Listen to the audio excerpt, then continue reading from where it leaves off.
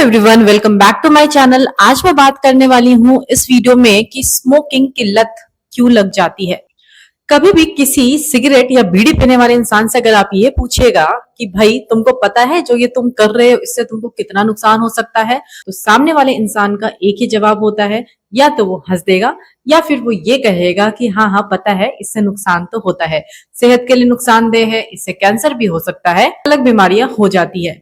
पर ऐसा क्या है सिगरेट में कि इतना सब कुछ जानने के बाद भी लोग इस बीड़ी को या सिगरेट को छोड़ नहीं सकते? उनको ये स्मोकिंग की लत लग क्यों जाती है? हेलो एवरीवन, मेरा नाम है doctor Vidisha and welcome back to my channel. आज मैं इसी बारे में बात करने वाली हूँ कि आखिर स्मोकिंग की लत क्यों लग जाती है, और अगर आप स्मोकिंग छोड़ते हैं तो क्या आपका बॉडी पूरी तरीके से वापस रिबाउंड हो सकता है, वापस हेल्दी हो सकता है, या अगर हो सकता है तो उसमें कितना टाइम उसको लग सकता है। इसके अलावा मैं बात करूंगी कि क्या कोई ऐसी दवाई है जिसको आप यूज करके स्मोकिंग की लत को छोड़ सकते हैं। तो वीडियो बहुत ही इंटरेस्टिंग होने वाला है, वीडियो को लास्ट तक देखिएगा। अगर चैनल फर्स्ट टाइम आए हैं तो प्लीज चैनल को सब्सक्राइब कर लीजिएगा और बेल आइकन जरूर दबाइएगा ताकि आपको न्यू वीडियो की नोटिफिकेशन टाइमली मिलती रहे। तो चलिए वीडियो को शुरू करते हैं। स्मोकिंग की लत अगर लगी है तो इसमें सबसे पहले यह जानना जरूरी है कि किसी ने भी स्मोकिंग शुरू करना कब स्टार्ट किया था। अगर आप ओवरऑल देखेंगे तो जनरली लोगों को जो स्मोकिंग की लत लगती है वो होता है यंगर एज जनरेशन, क्योंकि या तो लोग अपने पीयर प्रेशर में आकर के स्मोकिंग करना शुरू कर देते हैं, या फिर ऐसे ही शौक से अपने आसपास के लोगों को देख करके स्मोकिंग करना शुरू कर देते हैं। पर उन्हें ये नहीं पता होता है कि वो एक ट्रैप में फंसने जा रहे हैं, क्योंकि जब भी कोई पहला स्मोक करता है तो उसे बहुत अच्छा लगता है, दूसरा तीसरा इस तरह कई साल बीत जाते हैं, वो अपने स्मोकिंग के हैबिट को छोड़ना चाहता है तो फिर वो छोड़ नहीं पाता, क्योंकि इसमें जो एडिक्टिव सब्सटेंस होता है जिसका नाम होता है निकोटिन, वो रिस्पॉन्सिबल होता है इस चीज के लिए। और निकोटिन का एडिक्शन इतना स्ट्रांग होता है इतना कि गांजा और हीरोइन का भी नहीं होता। अगर कोई स्मोकिंग की हैबिट अपना छोड़ना भी चाहे तो अगर उसने छोड़ दिया तो उसके बाद जो उसको तलब लगती है स्मोकिंग की, वो जो एडिक्शन होता है वो इतना स्ट्रांग होता है, उसके साथ जो आफ्टर इफेक्ट होते हैं वो इतने स्ट्रांग होते हैं कि वो अगर छोड़ना भी चाहे तो वो छोड़ नहीं सकता और वापस से वो स्मोकिंग स्टार्ट कर देता है, क्योंकि स्मोकिंग करते ही उसको अपने अंदर एक बेटर फीलिंग का एहसास होता है। इन सारी चीजों के लिए जो एक सब्सटेंस रिस्पॉन्सिबल होता है वो होता है निकोटिन, और इसी की वजह से स्मोकिंग छोड़ना इतना मुश्किल है। क्योंकि देखिए क्या होता है, जब भी आप स्मोकिंग छोड़ना चाहते हैं, सपोज अगर आपने सोचा कि मैं आज से स्मोकिंग नहीं करूंगा, एंड अगर आपने आज से स्मोकिंग छोड़ा तो आपके ब्लड में जो निकोटिन का लेवल होता है वो धीरे धीरे कम होने लगता है, और जब आपके बॉडी में निकोटिन का लेवल कम होने लगता है तो आपके ब्रेन को सिग्नल जाता है कि जो एक सब्सटेंस उसको खुशी दे रहा था, जो एक सब्सटेंस जिसकी वजह से उसको फील गुड का फीलिंग आ रहा था, वो अभी कम होने लगा है, और इसी की वजह से एक तलब सी जगती है और फिर से स्मोकिंग करना वो शुरू कर देता है। इसके अलावा जैसे ही आपकी बॉडी में निकोटिन का लेवल कम होता है तो कुछ विड्रॉल सिम्टम्स आपको देखने को मिलते हैं, जैसे आपके हाथ में कपकपी सी होने लगती है, आपको फीवर जैसा लगने लगता है, आपके माइंड में डिप्रेशन जैसी फीलिंग आने लगती है, आपको कुछ भी करने का मन नहीं करता, बॉडी पेन, इन सारे सिम्टम्स से बचने के लिए वो फिर से स्मोकिंग शुरू कर देते हैं, और इसी की वजह से स्मोकिंग छोड़ना थोड़ा मुश्किल हो जाता है। बट यहाँ पे मैं आपको आज वीडियो में कुछ ऐसे टिप्स देने वाली हूँ, कुछ ऐसी चीजें आपके साथ शेयर करने वाली हूँ जिसका अगर आप इस्तेमाल करेंगे तो आपके लिए स्मोकिंग छोड़ना कोई बहुत मुश्किल टास्क नहीं होगा। जिसमें सबसे पहला मेथड होता है आपके विल पावर का यूज करके स्मोकिंग को छोड़ना। अगर आप चाहते हैं कि आप स्मोकिंग छोड़ें तो उसके लिए सबसे ज्यादा जो चीज इंपॉर्टेंट है, जो सबसे ज्यादा जरूरी है आपके लिए, वो है आपका विल पावर। अगर आपने ठान लिया कि मुझे स्मोकिंग छोड़नी है तो एक दिन डिसाइड कीजिए, और इसके साथ साथ उस इंसान के बारे में सोचिए जिसके लिए आप स्मोकिंग छोड़ना चाहते हैं। डेफिनेटली आप उससे बहुत प्यार करते हैं, वो आपके माँ बाप हो सकते हैं, आपके बच्चे हो सकते हैं, आपका स्पाउस हो सकता है, कोई भी हो सकता है। ये मोटिवेशन आपको कहीं से भी मिल सकती है, घर से भी मिल सकती है और बाहर से भी मिल सकती है।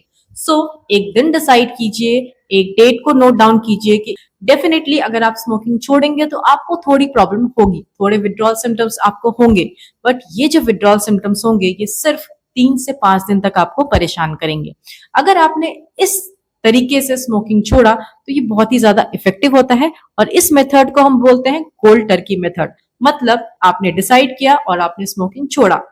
और सक्सेस रेट भी इस वाले मेथड का बहुत ज्यादा है। इसके अलावा